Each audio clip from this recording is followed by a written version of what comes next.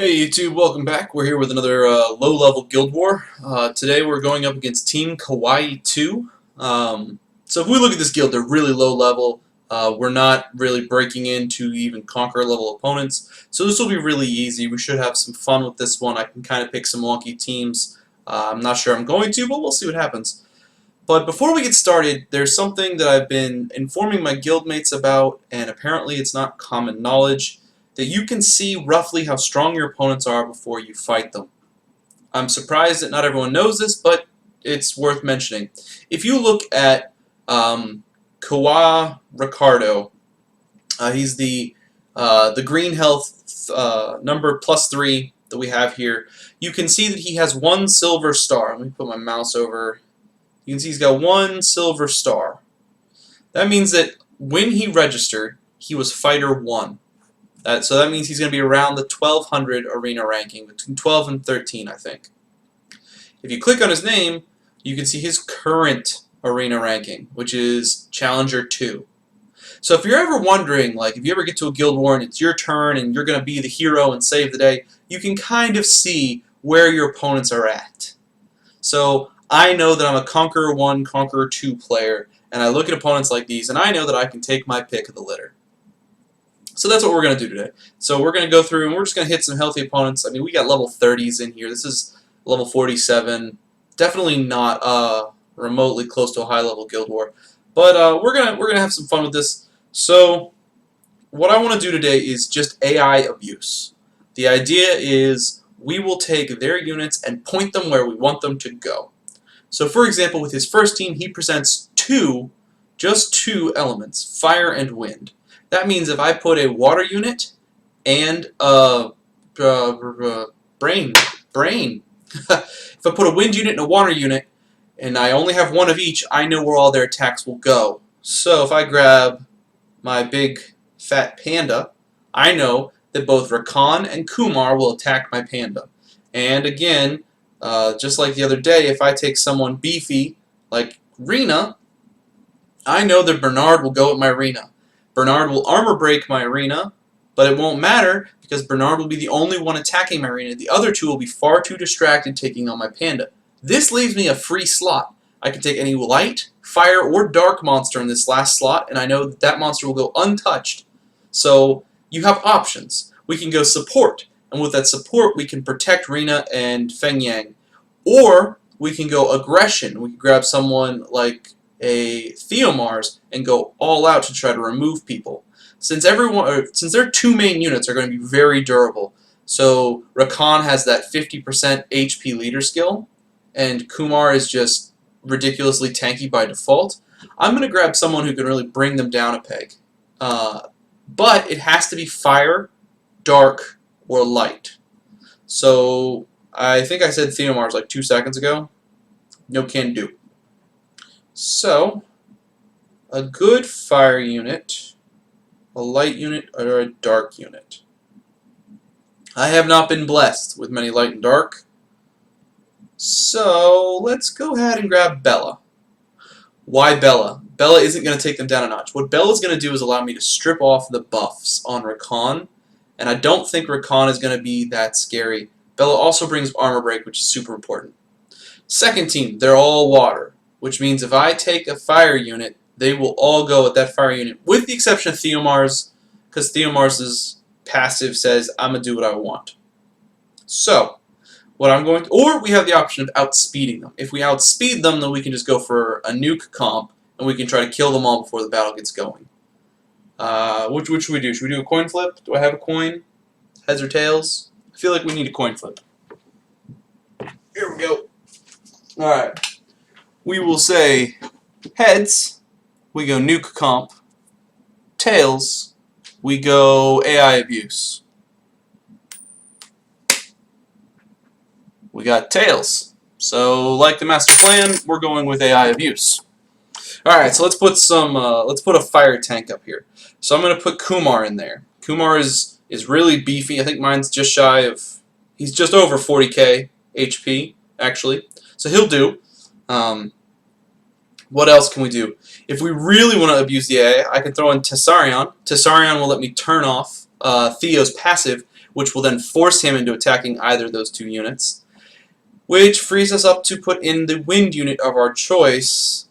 And in this case, I think I'm going to grab Delphoid.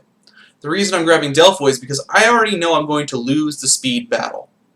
They have a speed leader in Galleon, and they have Megan, who is a speed buffer and is traditionally built relatively quickly.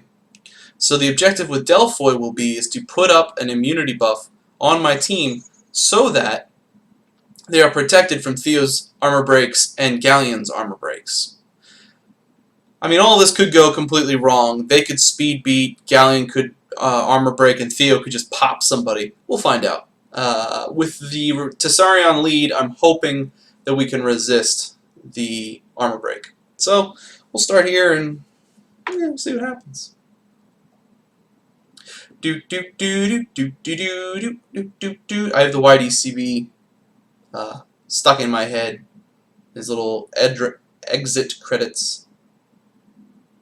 See, they're all going. Everything they throw is going to be at Feng Yang, who I can just whoop undo, and the Kumar or the Bernard will go at Rena. And this is fine because Feng Yang can go toe to toe with anybody, especially with someone like Rena to sit here and heal him up. And we're going to use Bella to strip off the buffs off the Rakan immediately, so that while he's sitting here constantly smacking Feng Yang is actually wearing down on, because the only healer they have in this team is the one heal that comes off of Kumar, that meditate, that right there. So he has metaphorically blown his heal, blown his load. He's gone. No more heals. We can take out Rakan before that. Yeah, we'll be able to take out Rakan before he ever gets his heal back up. And without Rakan, they have no real damage threat. Kumar, while he can do damage, is not a true threat on his own. He's a threat to teams that feature Lucians or teams that are really dependent on winning quickly. And with Arena comp with Feng Yang, it's very obvious I'm not going for a quick win here. I'm just going to go for the blah, blah, blah, blah. I'm going for the war of attrition here. I'm trying to wear him down, going to lead them into a poor position, and eventually it's a 3-on-1. He's going to keep attacking Feng Yang, who will wear him down. And I recently learned that Feng Yang's passive damage boost, since it's applied after the hit, it's not suspect. Suspect? It's not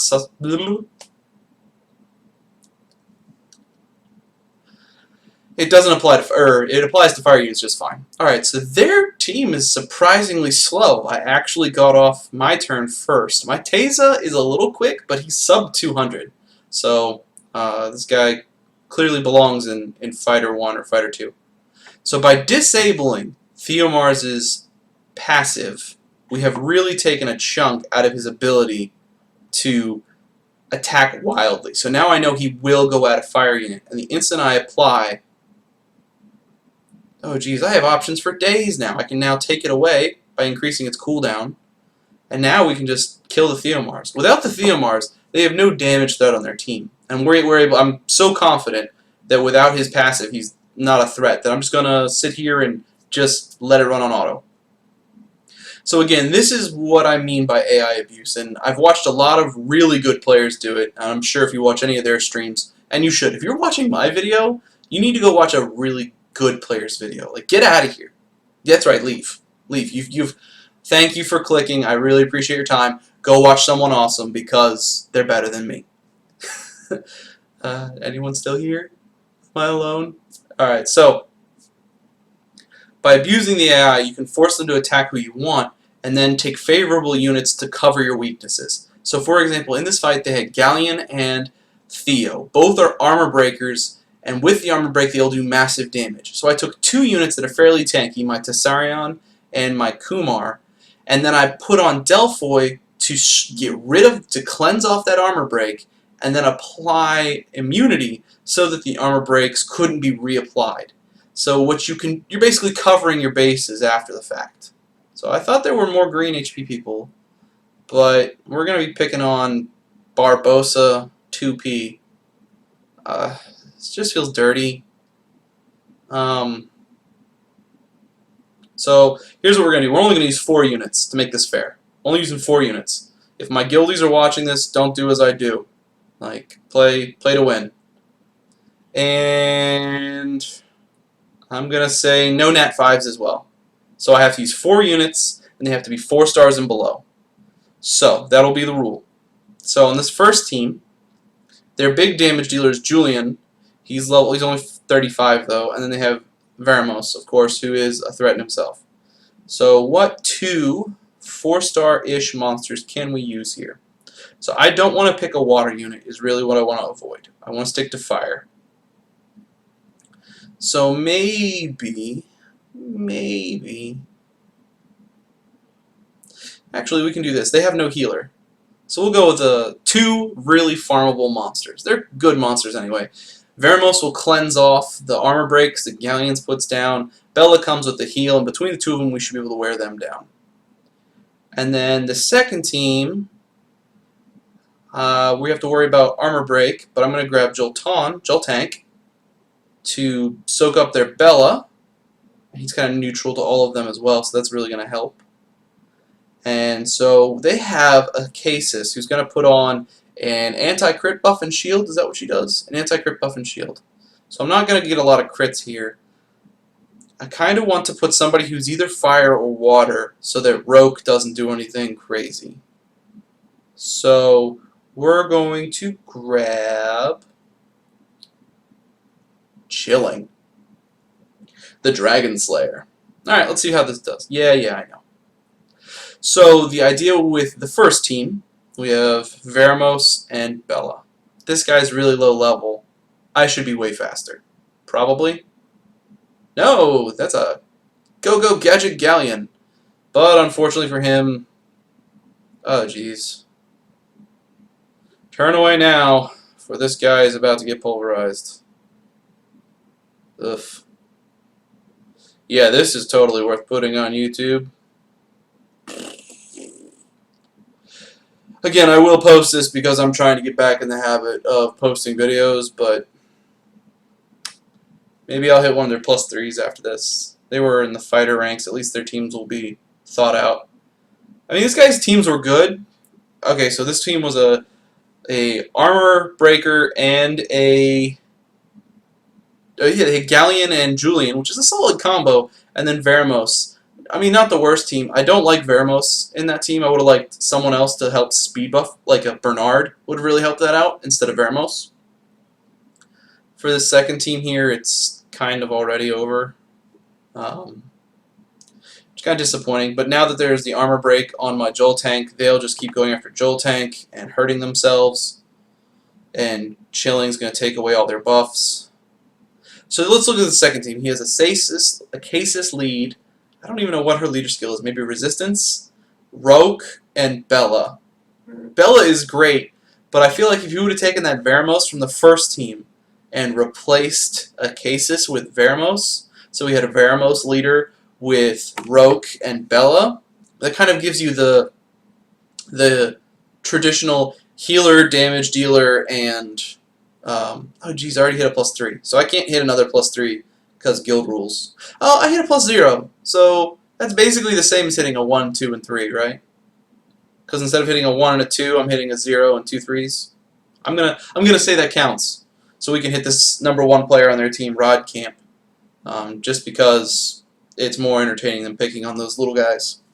So for the second team, I can tell you I already like Joltan for the second team, just because Bella is gonna armor break him.